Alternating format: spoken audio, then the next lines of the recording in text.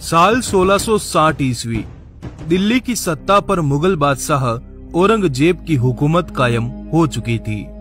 औरंगजेब के काल में मुगल खजाने की बढ़ोतरी के लिए किसानों पर भारी कर लगा दिए गए।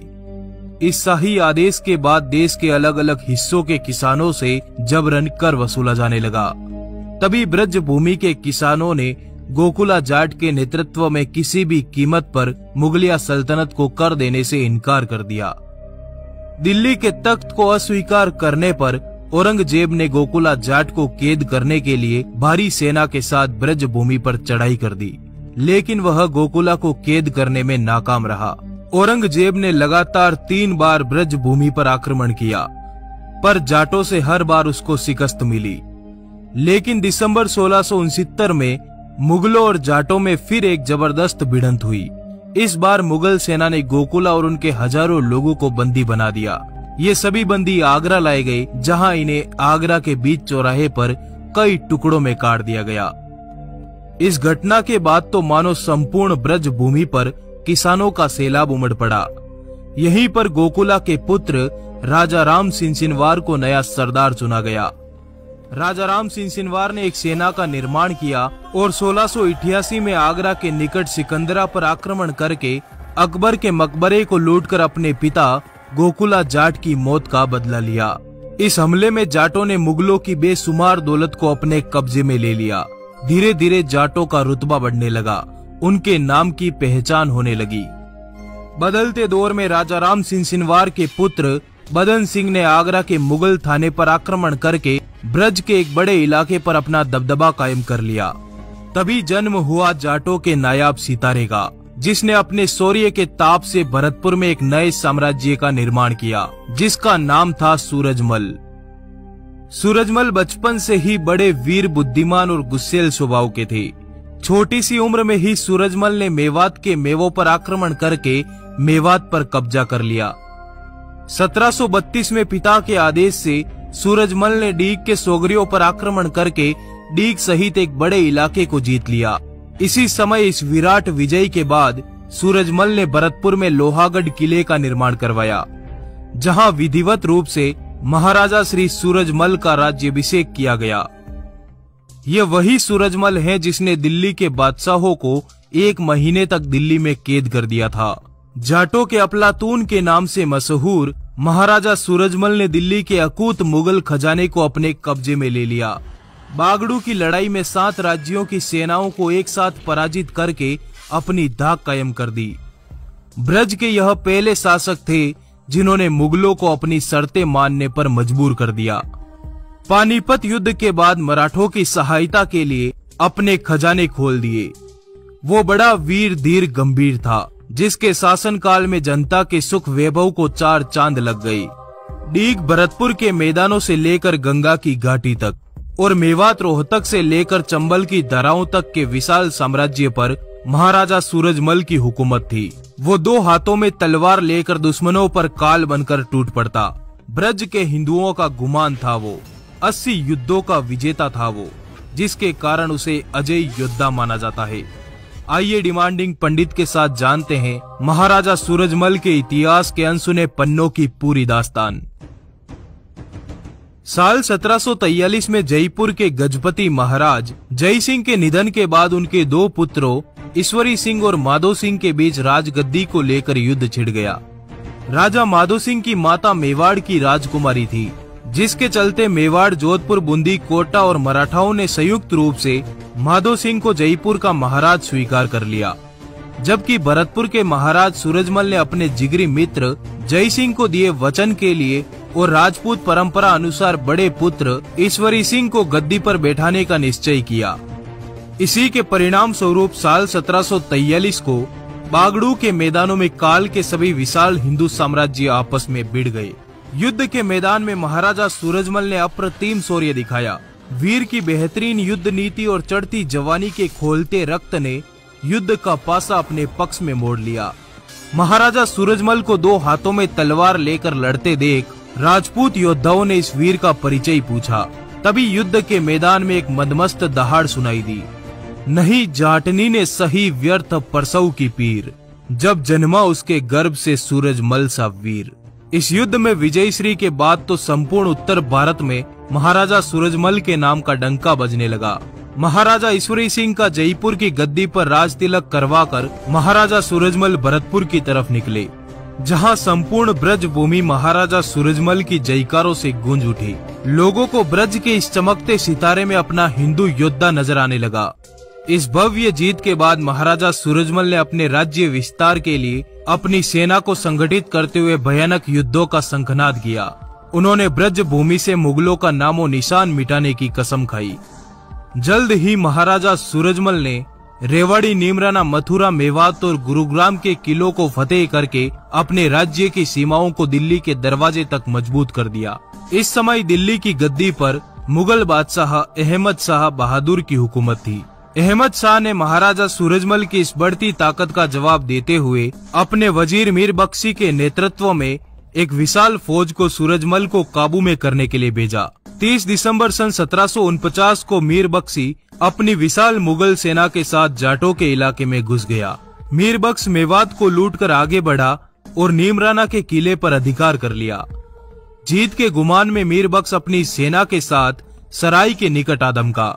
जल्द ही महाराजा सूरजमल ने भी अपनी तलवार कस ली। ये दिन हिंदुओं का नववर्ष था। महाराजा सूरजमल ने माँ केला भवानी की पूजा करके अपने सेनापतियों को युद्ध का मोर्चा संभालने के लिए भेजा। महाराजा के सरदारों ने आगे बढ़ रही मुगल सेना के 2 सेनापतियों को मार दिया। तभी महाराजा सूरजमल भी अपनी सेना के साथ मैदान में उतर गए। देखते ही देखते मीर बख्श की विशाल फौज को चारों तरफ से घेर लिया गया। मीर बख्श की संपूर्ण सेना अब सूरजमल के वश में थी। 3 दिन तक महाराजा ने मीर बख्श को घेरे रखा। अंत में उसने घुटने टेक दिए और जाटों के इलाके खाली करने के साथ हर्जाना देने का भी वचन दिया। सूरजमल की मुगलों पर प्रचंड जीत की ये खबर संपूर्ण राजपुताने में फैल गई। सर्वत्र सूरजमल के नाम का रौब पड़ने लगा, क्योंकि सूरजमल ने आज दिल्ली के तख्त को झुका दिया था। वीर की इस बढ़ती ताकत ने सेना में जोश भर दिया। इसी समय दिल्ली के बादशाह अहमद शाह ने अपने वजीर सफदरगंज को पद से हटाकर उसकी सभी जागीरें जब्त कर ली। सफदरगंज ने अपने एहसान फरामोश बादशाह को सबक सिखाने के लिए अपने अजीज मित्र सूरजमल से सहायता की गुहार की।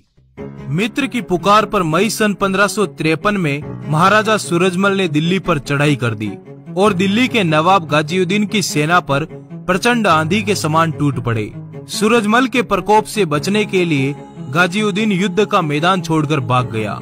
छात्र धर्म की धरती वीर जना करती हैं। तलवार हो सूरजमल सी, वो दिल्ली फतेह करती हैं। 9 मई से 4 जून तक जाटों ने पुरानी दिल्ली में अपनी मनमर्जी चलाई। 16 मई को तो उन्होंने वहां खूंखार तरीके से उधम मचाई। दिल्ली की जर्जर बादशाहत किले में कैद हो गई। उनमें अब सूरजमल की सेना से टकराने की ताकत नहीं रही। इस दिन को इतिहास में दिल्ली विजयी के नाम से जाना जाता है। अंत में खान सफदरगंज को अवध और इलाहाबाद की जागीरें वापस लौटा दी गई। तब जाकर सूरजमल का क्रोध शांत हुआ। दिल्ली की हार का बदला लेने के लिए नवाब गाजीउद्दीन ने दक्षिण के वीर मराठाओं को राजा सूरजमल के खिलाफ भड़काना शुरू कर दिया। उसने मराठा सरदार मल्हार राव होलकर को सूरजमल पर आक्रमण करने के लिए न्योता दिया, जिसके परिणाम स्वरूप मल्हार राव ने अपनी सेना के साथ कुम्हेर के किले पर चढ़ाई कर दी। तभी कुम्हेर के किले के तोपचियों ने तोप चला दी, जिससे मल्हार राव के वीर पुत्र खंडेराव शहीद हो गए। अपने पुत्र की मृत्यु के शोक की आग में मल्हार राव गुस्से से तप उठे। उन्होंने अपनी सेना को आगे बढ़ाया। तभी सूरजमल की रानी हंसिया देवी ने जियाजी राव सिंधिया को पत्र भेजा। इस पत्र के बाद मराठों और जाटों में मित्रता स्वरूप संधि हो गई। तय हुआ कि हिंदू राज्य आगे साथ मिलकर रहेंगे, आपस में टकराव नहीं बनाएंगे। अब भारत की स्थितियां काफी बदल चुकी थी। कोई समय क्रूर और मजबूत कहा जाने वाला मुगल साम्राज्य इस समय काफी कमजोर हो चुका था। दिल्ली की सत्ता पर मुगल बादशाह आलमगीर द्वितीय की हुकूमत थी। इधर दक्षिण में वीर मराठाओं ने स्वराज्य की ऐसी आंधी चलाई कि अटक से कटक तक भगवा लहरा दिया। दिल्ली के बादशाहों पर भी मराठाओं का हुक्म चलने लगा। बादशाह भी मराठाओं के कोप कहर से भयभीत रहने लगे। मराठा साम्राज्य इस दौर में भारत की एक नई ताकत बनकर उभरा। इसी समय काबुल का बादशाह अहमद शाह अब्दाली ने दिल्ली पर भयंकर आक्रमण करके दिल्ली को जीत लिया। इधर मराठाओं ने पेशवे सदाशिवराव भाऊ के नेतृत्व में विशाल सेना अब्दाली को भारत से खदेड़ने के लिए भेजी। भाऊ पेशवा ने जल्द ही जवाबी हमला करते हुए दिल्ली को जीतकर केसरिया ध्वज लहरा दिया। तभी भाऊ ने दूसरे हिंदू राज्यों से अतिरिक्त सैनिक सहायता की मांग की। भाऊ की एक पुकार पर भरतपुर के महाराजा सूरजमल अपनी संपूर्ण सेना के साथ भाऊ की मदद को पहुंच गए। उन्होंने भाऊ को तन मन धन से मदद करने का वचन दिया, पर युद्ध से पहले ही भाऊ साहेब और महाराजा सूरजमल के बीच मतभेद हो गया, जिसके परिणाम स्वरूप महाराजा सूरजमल अपनी सेना लेकर वापस भरतपुर लौट गए। इसके बाद जनवरी सन 1761 को पानीपत के मैदानों में भयंकर युद्ध हुआ।